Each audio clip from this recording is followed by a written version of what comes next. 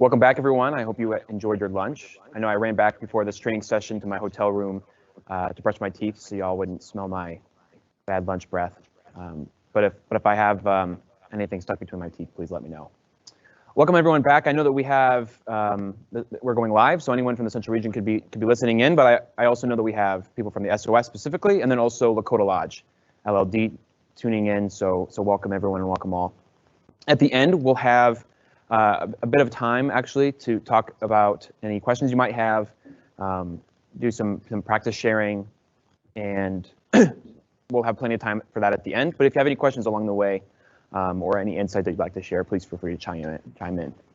This session is going to be focusing on recognizing the potential in others, and that's not just recognizing that there is potential, but how to recognize that, what that would then look like, and then how to make that impactful, not only for yourself and that person, but for the team and the organization as well.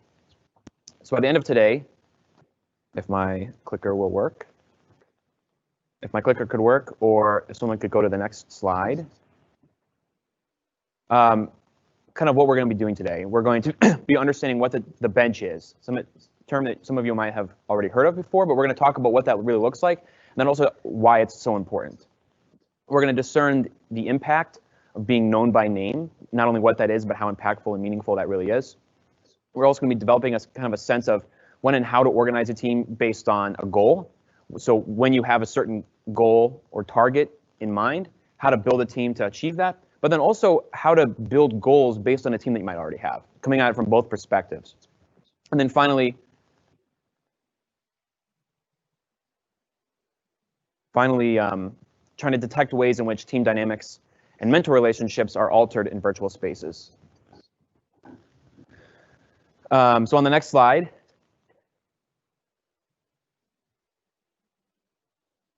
what is the bench? This man is building a beautiful bench here. This is not what we're talking about.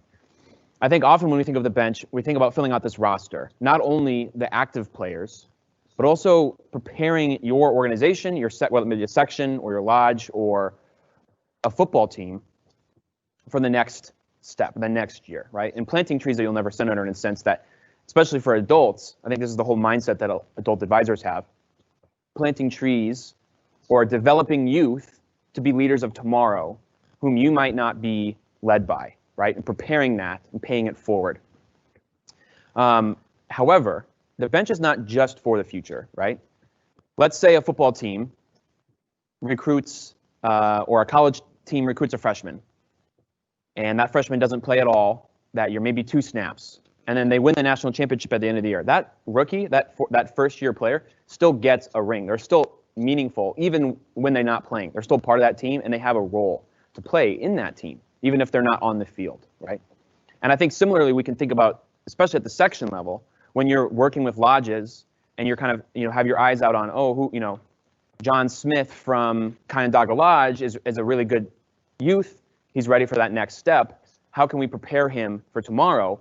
I think we kind of cut ourselves short by not also preparing him for right now and making sure that we understand what his role is right in that moment. And I talked about this before, but I think that it's difficult to just say that everyone has potential, right? That's not what this is about. Building the bench is not about, oh, look, John Smith has potential. It's recognizing what John Smith's potential is. Everyone has potential. Everyone has the ability to grow and to enact change. But what does that look like, and how do they specifically accomplish that? So on the next slide, we'll talk about how we do this. Growing up, especially in the OA, one of my biggest difficulties as a youth was feeling that I wasn't being understood or being heard of. Thank you. And I often struggled with why this occurred. Why am I not being utilized in the way that I think is best fit? I was a chapter vice chief for a while, then a lodge treasurer, but I really did not think that either of those were really what I wanted to do. And then when I became lodge chief, my first term, I really had a difficult time understanding how I'm supposed to work with this team, because the vice chief of activities should just plan the activities. The vice chief of administration should just do all of the back end stuff, all the logistics. It took me a while to understand that that's just not the case, that the youth that I was working with, as well as myself, need to be understood fully. And that's what this book is on the right here on the screen, called Known by Name. And the idea is based on the residential life housing structure at University of Notre Dame. So for those that have not gone to college, or those that have, most dorms have RAs, resident assistants, some type of leadership that kind of watches over the students. And they have staff meetings once a week, and they talk about any students that might be of concern. They talk about any issues that might have, but very rarely do they go the extra step and really know their residents. They have a rap sheet of all their names.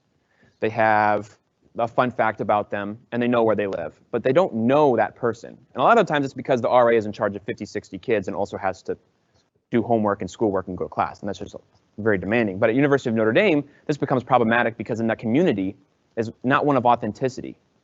And as you look to your section officers, if you don't spend that time, if you have too many leaders, if you have a committee that's just so large that you can't control it, you of course are going to see these people as John Smith, who just has potential and we should utilize him. So this book talks about investing individually in each person and listening and understanding who they are. This is similar to the Thrive Connect approach, right? That for a good month, the Thrive Connect partners are just sitting and listening to what's going on, to not only evaluate the lodge, but also evaluate those that they're working with.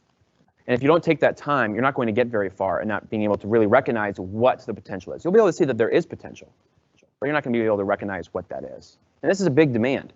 This is a really large demand. Most dorms at Notre Dame have several RAs. When I was an RA there, I had, I think, 28 kids in my section. So I was really able to, in that smaller group, invest. And some have sections as small as 15, right? And when that comes to you, fortunately, you have a small section officer team of no more than 3 or 4 potentially officers, right? Sometimes even smaller. You have the time to invest, and you have this small group of people that you can really invest in as well, right? Like there's no excuses at the section team. What becomes difficult is at the lodge level when you have 4, 5, 6, 7, 8 lodges with 3, 4, 5 lodge officers, and then all of the chapter chiefs. How do you get to know them, right? We'll talk about that later. But again, really knowing people by name takes investment. I would not have been a good RA.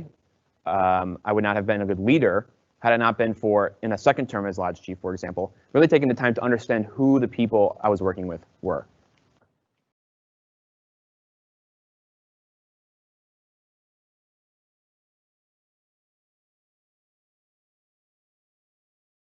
In this moment, in this video, Robin Williams is dealing with this man named Will Hunting, who is kind of pushed off.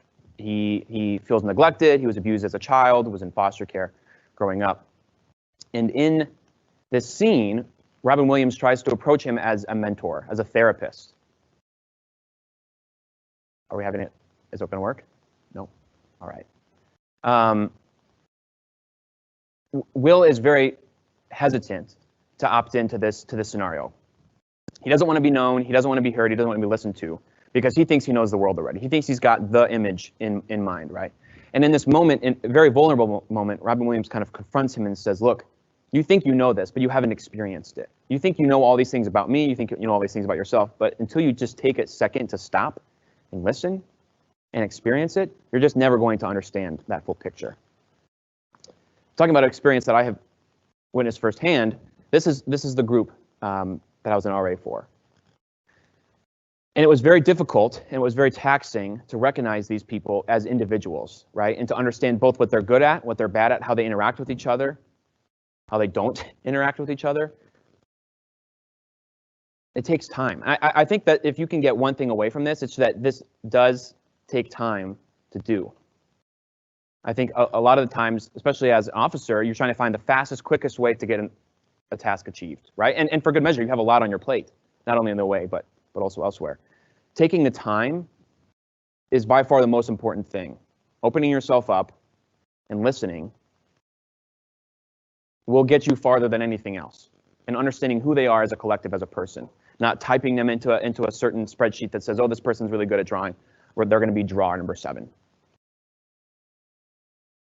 Because true love and loving others is not only an acknowledgement and appreciation of who they are, but a passion for who they can be, which again goes into investment. Not only do you have to invest your time, but you have to invest long-term into these people.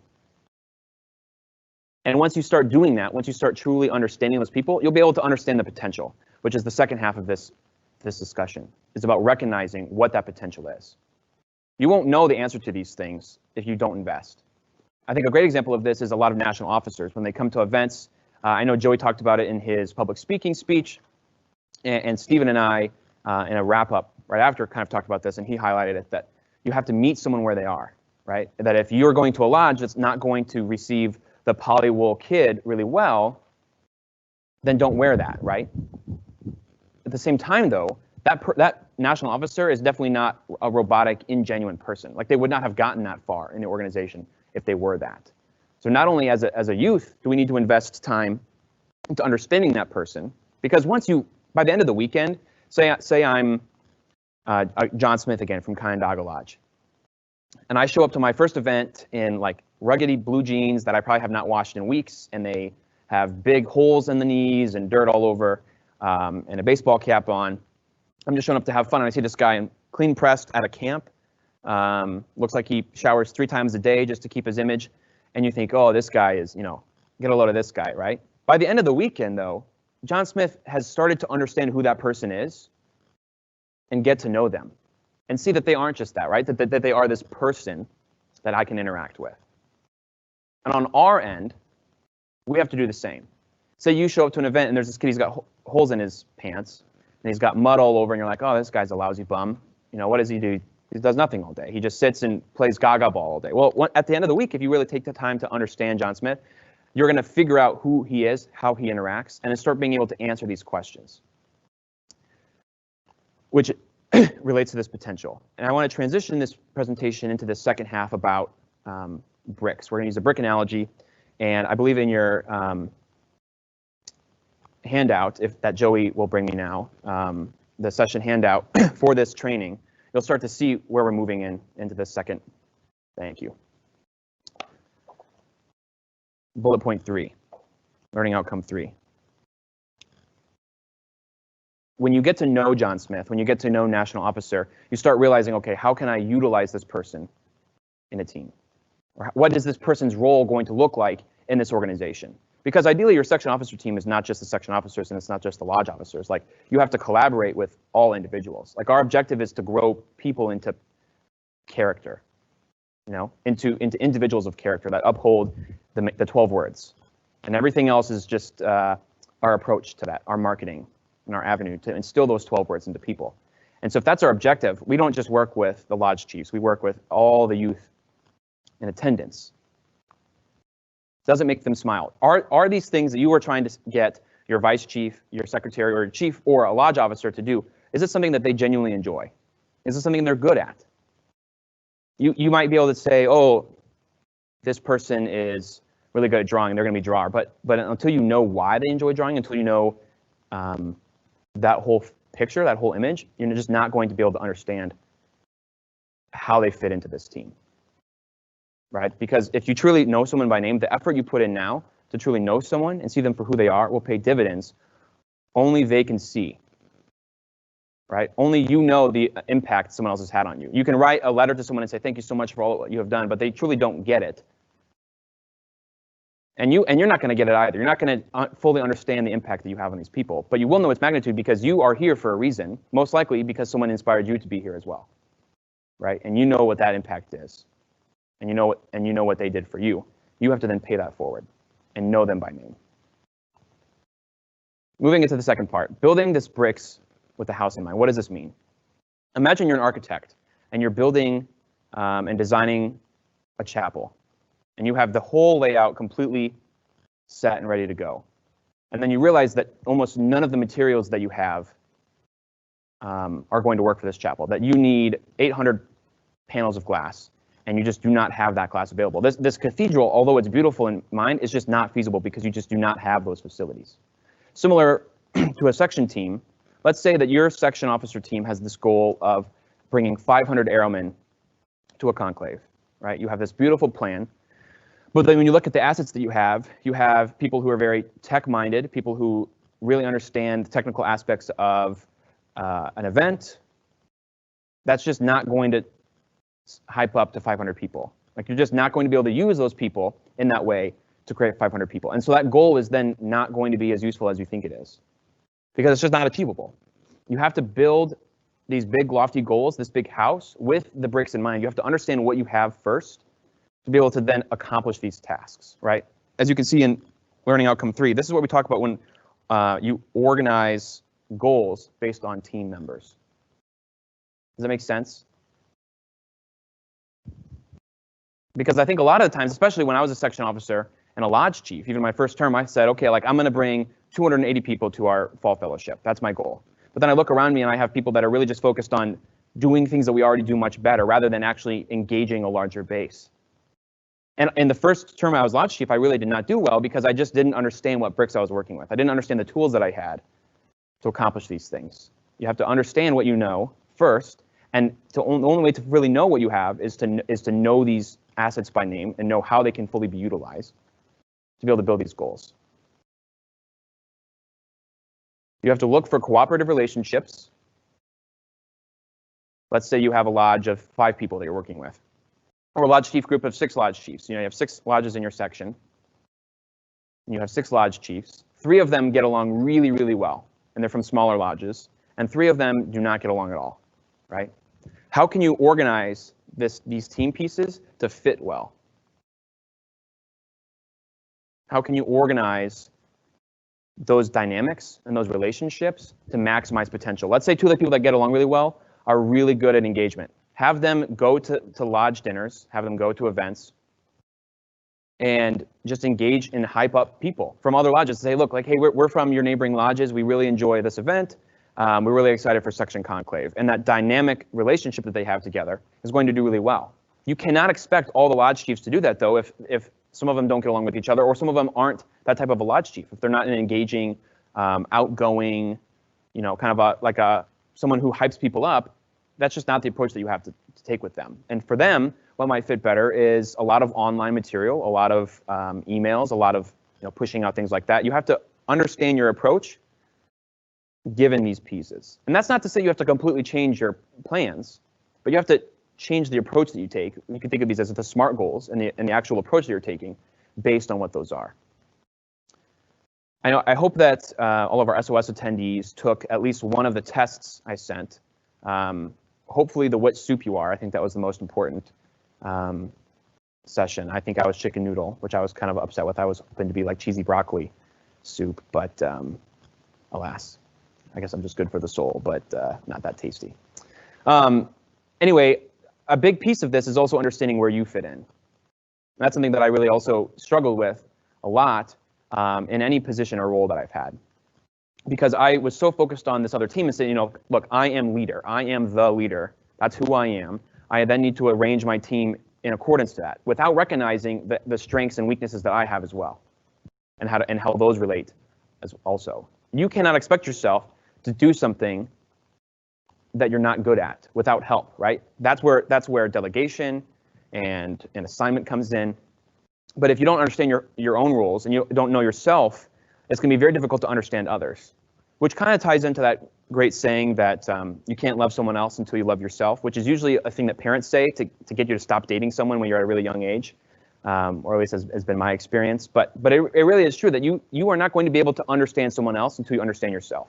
And look back at your past, reflect and say, look, this is why I am who I am. This is who I want to be. This is where I'm going.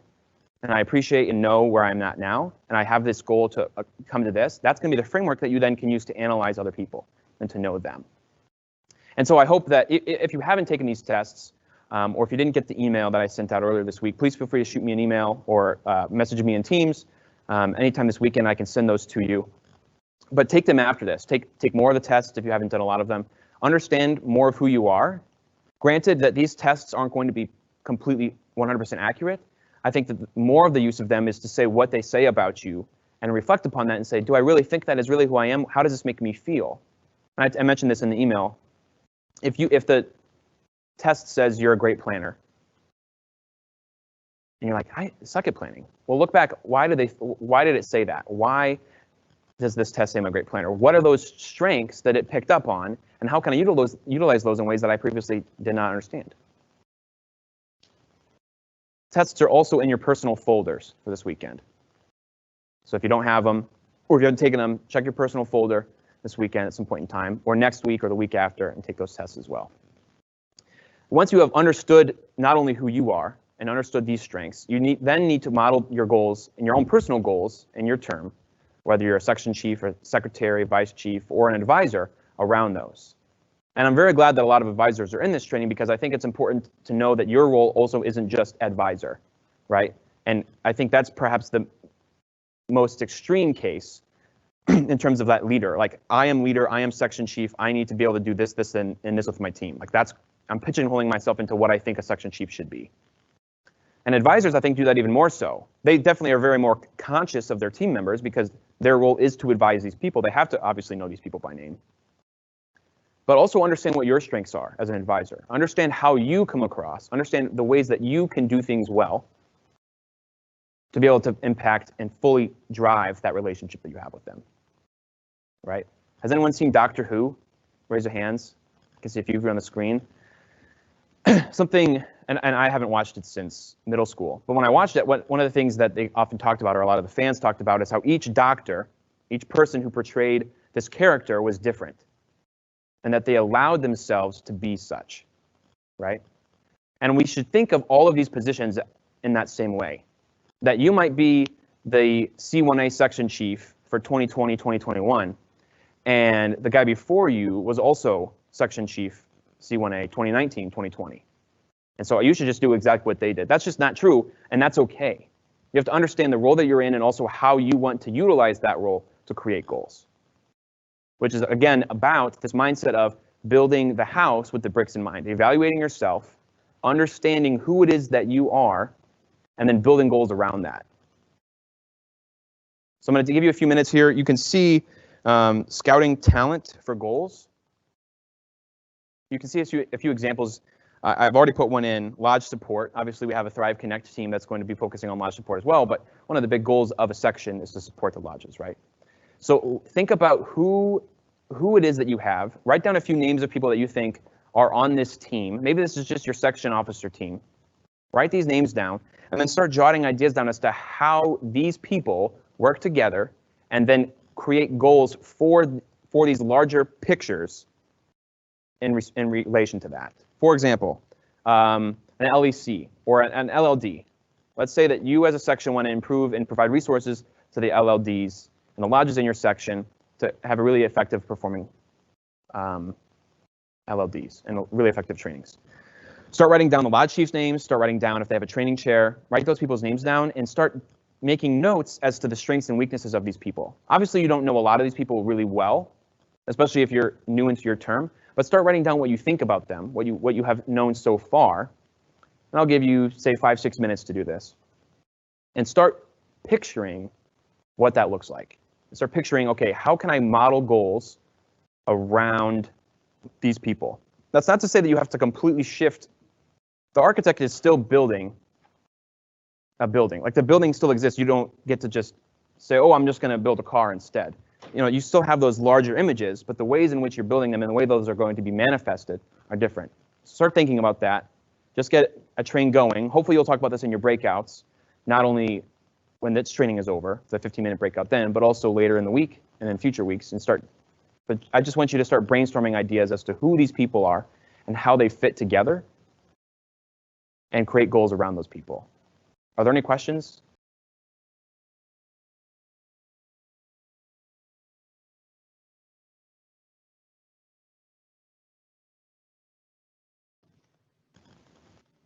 I apologize for the confusion. I directed you to the Lodge Support tab. I meant to direct you to the Crafting Goals Around Strengths. So I hope you figured that on your own. If not, just make a note on the organization and the order of this, because now we're going to be talking about scouting talent for goals. But before we do that, I think I want to talk about probably the ultimate recognizer of potential, or perhaps the most easy to think about for me. Again, as a big football fan, the coach is a great example of someone who has to figure out what their approach is based on the pieces that they have, right? If you, as a football team, have a really strong quarterback who can throw really well, who has great pocket presence, and plays in a certain way for those non-football fans, you have to build that team around them. And someone who does that really well my clicker will work, is Bill Belichick. Bill Belichick started coaching with the Patriots, and one of his first quarterbacks was Drew Bledsoe. And Drew is a great pocket presence quarterback who stands back in the pocket, throws the ball 10 to 15 yards, and then he built that team around him, right? And then on the defensive end, had a lot of great defensive stars, built their approach around that. Not only around the bricks that they have, but also around the bricks that they're facing and kind of these outside effects, which in this case are other teams, right? Every week, Bill Belichick completely changes his approach of what his team is going to do based on the team that they are playing and understanding their strengths and weaknesses. Fortunately enough, in the order of the arrow, we really don't have any personal opponents, right? Perhaps we're battling for someone's time, that we're vying with another organization or another group as to how much time John Smith spends with Kai Ndagalaj in the OA versus something else, but we're not like face to face with an opponent. So we don't have to worry about that, but we do have to worry about understanding who we have on our team. And the pieces of your puzzle that you have are going to be changing over time, right?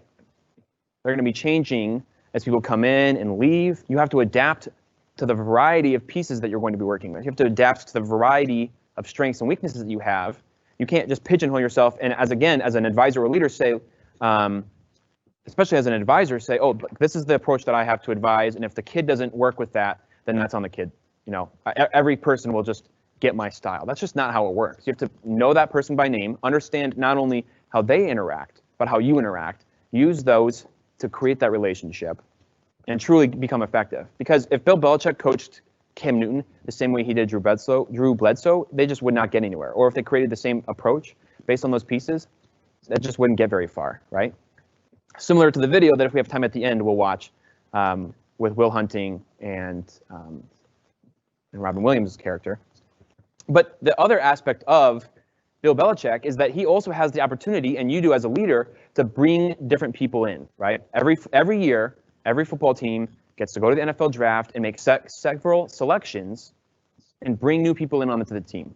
They have free agency. They can go to other people from other teams. They can make trades. You do have the ability as a leader to kind of craft your team as well. That's the second part, is building the bricks with the house in mind. Understanding your goal, understanding what you have to accomplish, which as here on the sheet, the rap sheet is in the middle, scouting talent for goals. You can think of it this way, you're online and looking at a bunch of different profiles and trying to assemble your team, right? Understand what you have now, know who you have now, and look for gaps of what you're missing. Understand what type of team it will take to accomplish that goal, right? And what you're missing to accomplish these goals that you have. And these goals are more concrete things that as a section, you really quote unquote have to do, which would be a great example of a section conclave or a section COC, which we'll talk about tomorrow. Excuse me. And take that holistic approach. As I've said before, compatibility matters. How you interact with someone is going to change based on that person, and how they interact with you is going to be changed based on who you are as well. And then some things that you need to keep in mind in terms of when you're looking for these certain people is not only what they know, but also who they know, which again relates to this approach, relates to comfortability. I know the section teams and lodge officer groups that I've been a part of, whom I've known, the people, when I've known those people, we get along really well. We are able to accomplish a lot of things. So who people know and the friendships and relationships that they've already built do matter. That's not to say you can't build further ones, but that does matter as well. So now I'll give you another 5 minutes. We'll come back at 2:40. So who is your team? Who do you have currently? What gaps do you have? And what goals do you already have in play? And how can you scout out more talent, fill those gaps for those needs as well? So if you listened to me and filled in the scouting talent for goals portion, just use the bottom part. But if you corrected the mistake and saw it before I did, go ahead and use that now. I'll give you another 5 minutes. We'll meet back at 2:40.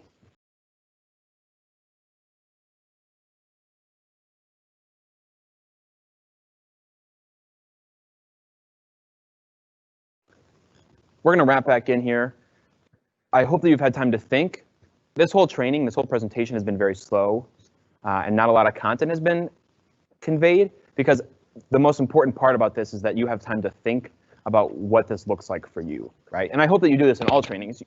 You just constantly think about what's going on and how this relates to you, but especially with this, take the time to actually understand and analyze and develop these conversations, not only with yourself, but also with those around you. Would anyone like to share either a goal that they have created based on who they have currently, or a goal that they have and kind of how they're going to approach bringing in people to accomplish that task?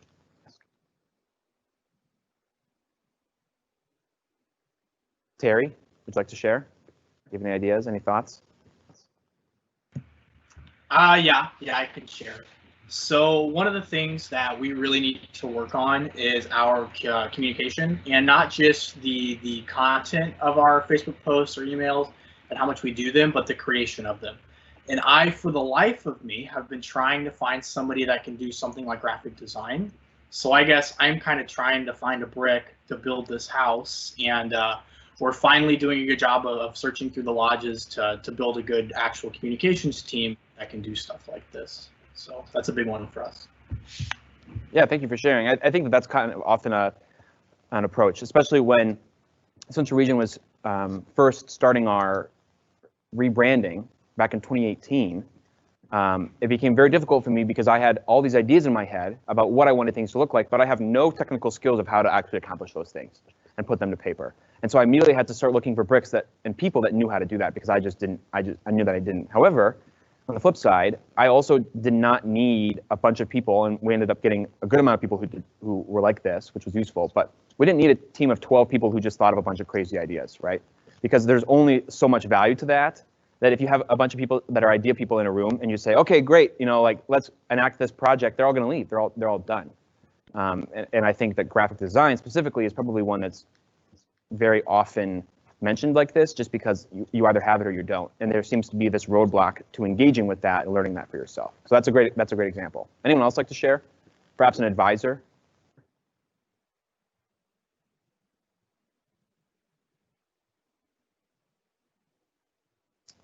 If not, the rest of the session is Q&A for anyone to share any approaches that they've had or any techniques that they have. I know that one of the previous sessions that perhaps some of the advisors attended was connecting with youth. And I talked a lot about strategies to work with different youth and advisors. And I know that some people talk about how emails really work for them, phone calls. That's another thing to think about, is not only who they are and who you are and what that relationship is, but how you're going to build and further that relationship. Is that in person?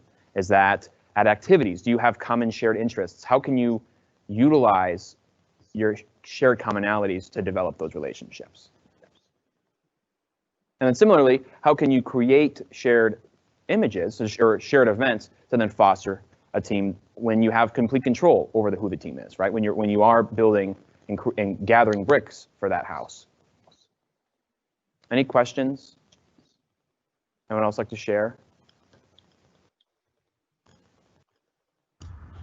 So I'm from C5B. So one of our struggles, we're trying to bring on more people, kind of fill some of the COC positions. You have like any recommendations for like kind of how to get more engagement from people?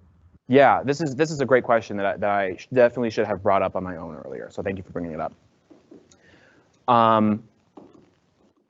Especially at the section level, I found it very difficult at any section office that I held to try to figure out how to create committees, especially for conclave. How do I get or fill a conclave vice chief of American Indian activities? Like, how do I do that? Like, no one is interested, except for maybe 2 or 3 people that we've constantly asked again and again to do this role. How do I get more people to engage in that role? Well, I think that the way that I would approach that is to back up and say, okay, what is the role of the CVC of AIA?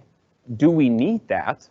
And unrelated to AIA and that's relationship within the organization, but more like, is that something that we really think we can do well? Because ultimately, again, as I said before, the base of what we do is the 12 words. That's what we are trying to convey and instill in the leaders and people of tomorrow.